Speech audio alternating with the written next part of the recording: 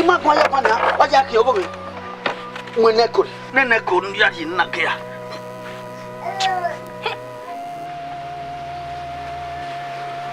Wo pa ke le dia ke ya. Wize. E mo rio e ijo wa mo ge bani. Ye, baba, me jaji we ize ni jele. Oma su ukiona go. Ama iwa ge ya. Nda me ba iza ge ya. Kunwe. Ya, oko kunwe. Kunwe oge. E o la re o.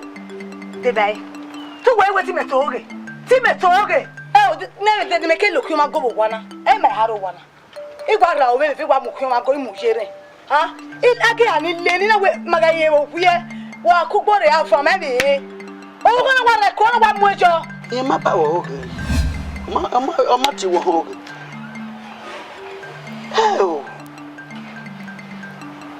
Oh, we give me your way no. They go kan ya ni we. E we tu se na. E ko na ya ga yi.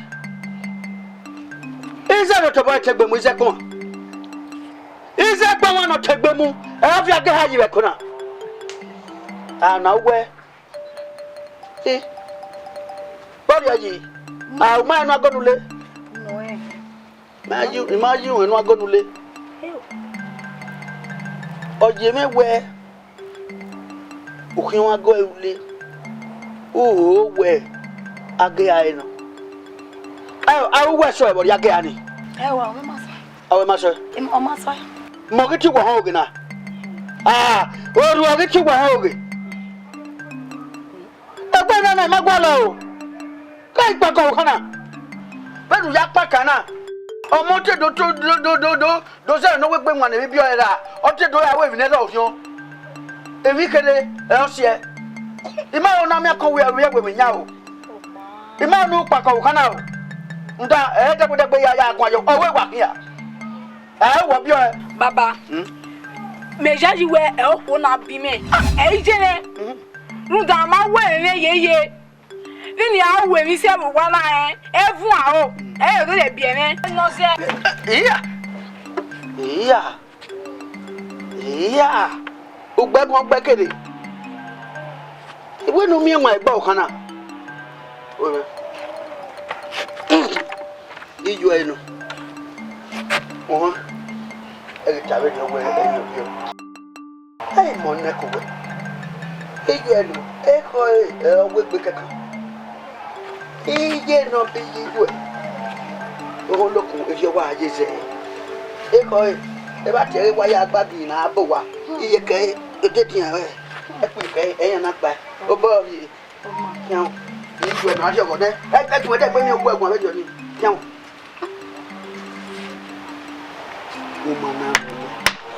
Umana ye ma yu we. E kinu honu yo bu kana do. Iga mi de ju awo. Iwo e bu ni o. We uma we mo. E ba hoge. Do my no ageze no my ah. Uma gwa de weki. E ga mo we me. Beni ze ko ma wese. Uwa o kana de aga. E ju to hoge ya. Obi ju no kwa no gelede. Mi ma yu we. O mo kan gelede. O ba fa egbe. O wa hoge jo. Ah? Yo si ju egbe.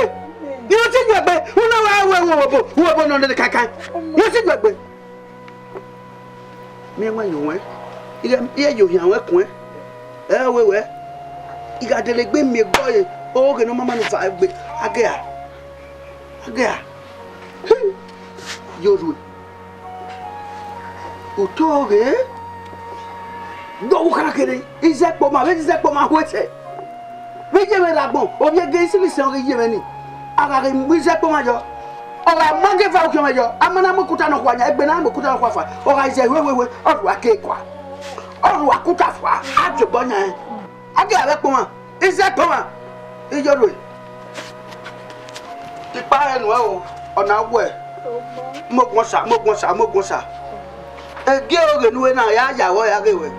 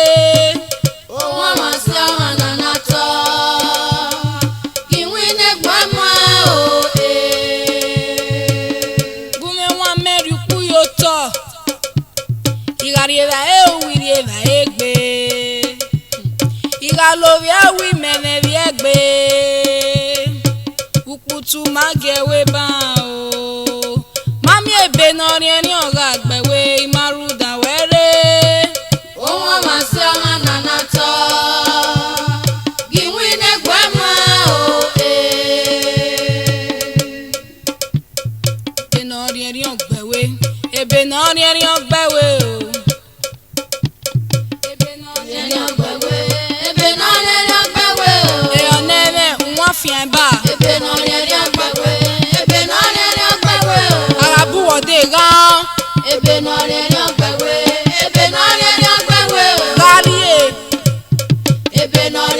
Agbegbe, ebe n'ọrịa ni Agbegbe. Ebe n'ọrịa ni Agbegbe, ebe n'ọrịa ni Agbegbe. Ebe n'ọrịa ni Agbegbe, ebe n'ọrịa ni Agbegbe. Yonele nwa fiemba. Ebe n'ọrịa ni Agbegbe, ebe n'ọrịa ni Agbegbe. Arabu odega. Ebe n'ọrịa ni Agbegbe, ebe n'ọrịa ni Agbegbe. Garie. Ebe n'ọrịa ni Agbegbe, ebe n'ọrịa ni Agbegbe. Ebe n'ọrịa ni Agbegbe, ebe n'ọrịa ni Agbegbe. Ebe n'ọrịa ni Agbegbe, ebe n'ọrịa ni Agbegbe. Ebe n'ọrịa ni Agbegbe, ebe n'ọrịa ni Agbegbe.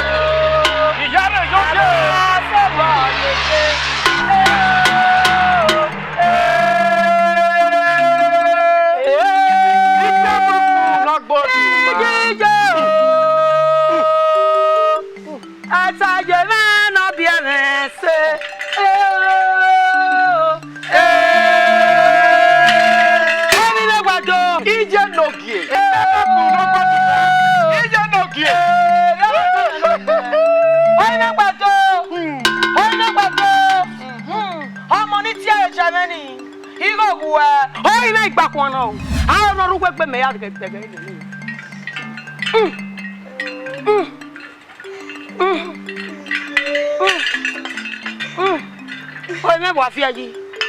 Oi me fo aya to ro. O gbe tin to ka ka na gbi. Se o mi gba ho. O tin to ka ka no. Yi me me o ya ka. O to na ma ba me. Ah ma mi me no yi me. Ave asoba ye gbe. Onu awo mo nu bia. Adegu onu awo mo ni bia tai me no yi. O que apure ate. O tomo ni a no go e ikpe aboku ro goduma. Gae no no tata me no ime. No tama wo mo no bie. No go awe mo no. Bi amo mo no goduma. Yo ni awo mo ni bie.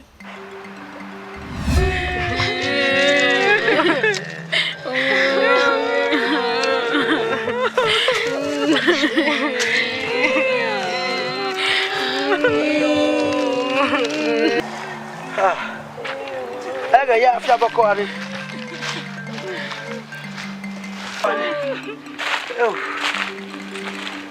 Ega ya afya bako ari.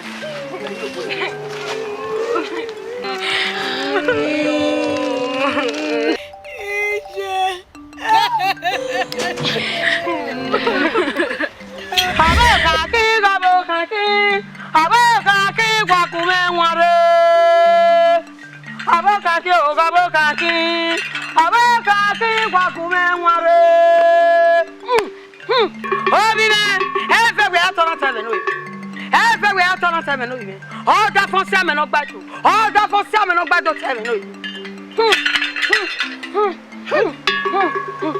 time your time and here when I'm money at the lot of Kakani play, who the Ogba for Ogba and Agbes.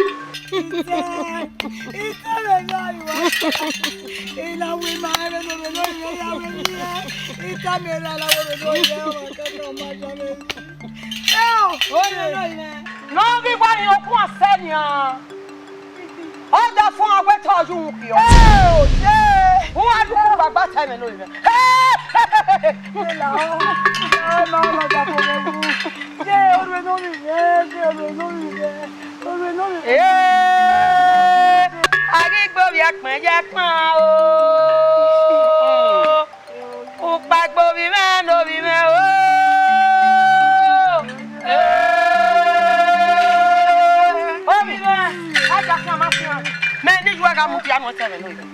Iga mudiano eba so. Iga mituano eba obuye. Iga mudiano eba fa. Ebi lo ge ara lo time no yi. Ebi lo we. Me ni juwa ku ero kete. Me ni pe aboku ro gbodu mo. Me ne ho di amu. Me ne ran biri. no pe mane o. Iku ara tele. Iyajo. Iyajo ni bere. Iyajo ni bere. Iyajo ni bere. Iyajo ni bere.